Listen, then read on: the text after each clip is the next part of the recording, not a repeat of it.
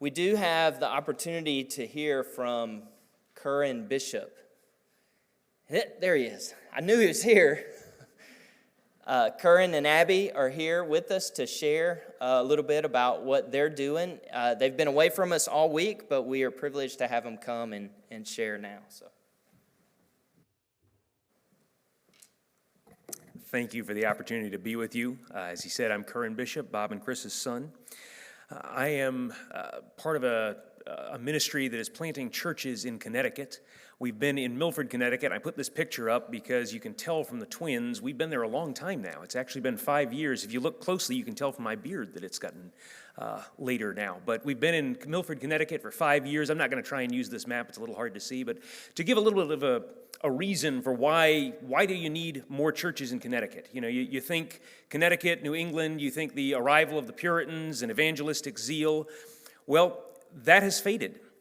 And today, if you look at churches that teach that Jesus is the only way to know the Father, that the Bible is trustworthy, that the gospel is how we are restored to the Father, what we used to call evangelical churches, they're a tiny percentage of the population in New England.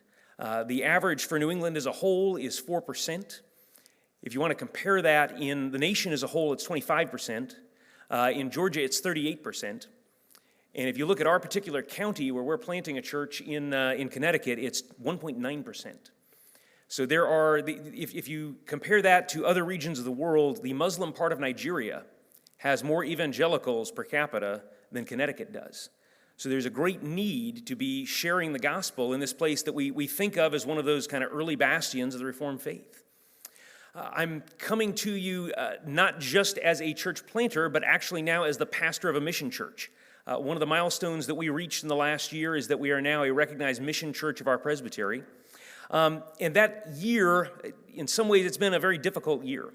I want to share just a few different highlights of the year with you.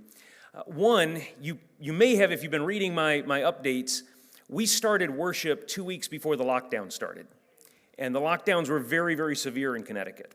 And we immediately lost access to our worship facility, and so we were bouncing all over the place. So the broken record thing you've been hearing from me is pray that we would find a permanent place to worship. Well, last May, we were able to re-enter into the contract we had with the middle school that we were aiming to work, that we began worship in, and we have been back there now for 10 months, I guess. It's been really great not having to tell people week to week where it is we're going to be next week. It's worked out as a great facility for us. At the same time, since practically the first Sunday we moved in there, you know how we use the word literally to mean figuratively? Literally, not figuratively, literally, every family in the congregation has had some major health concern, whether it's cancer or whether it's Parkinson's diagnosis. But we've been struggling over this year caring for each other. And, you know, again, Connecticut had a really severe response to COVID. We kind of came out of, went into reopening last spring, and suddenly all of our people were sick and unable to put in the volunteer time we wanted. And in dealing with this year, a phrase that has come to me, I guess, is we are a thriving church of 20 to 30 people. So if you think about a thriving church of 20 to 30 people that's wanting to reach its community and serve its community and be out there doing evangelism, that's a lot to carry.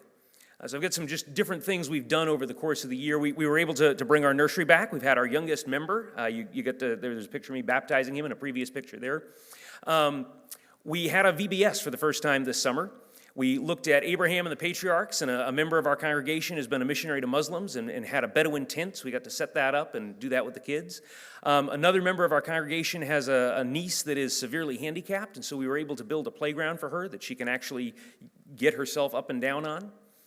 An aspect of where we are is that it's a fairly nominally Catholic area. The average person probably goes to church with their grandmother to Mass on Christmas and Easter, and that's about the extent of their involvement with the church, but they have a sense that the church is probably a good thing that they ought to have more connection to. So we do a lot of caroling over December, and we have a Christmas Eve service to invite people into to try and capitalize on that. Oh, you think you should be in church? Well, come to our church and actually hear the gospel. When I say it's been a hard year, it's also been a good year. In the last few weeks, there's been a new family that has connected with our church and begun attending. They're from that nominal Catholic background we were describing. And they're saying, we thought we knew when to stand up and sit down and kneel, but we feel like we're getting content now. And there's a community, and it's not just random people we see from time to time. It's just been an enormous encouragement to be part of that. What I want to ask for a couple things for prayer.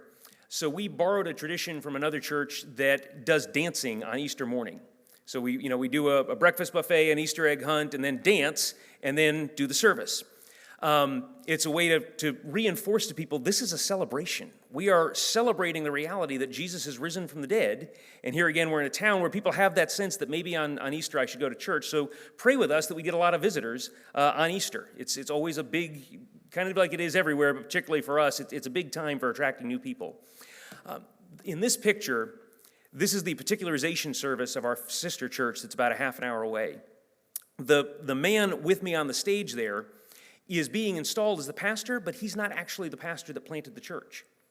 He was called by the church as a seminary intern. And so all the way through his seminary career, he was working in the church 25 hours a week, immersed in ministry. And we think that's a great model. And we would love to hire a seminary intern that we can help put through seminary while giving them a context where they can be serving and growing. So pray with us as we look for that person, and thank you so much for the opportunity to come and speak to you.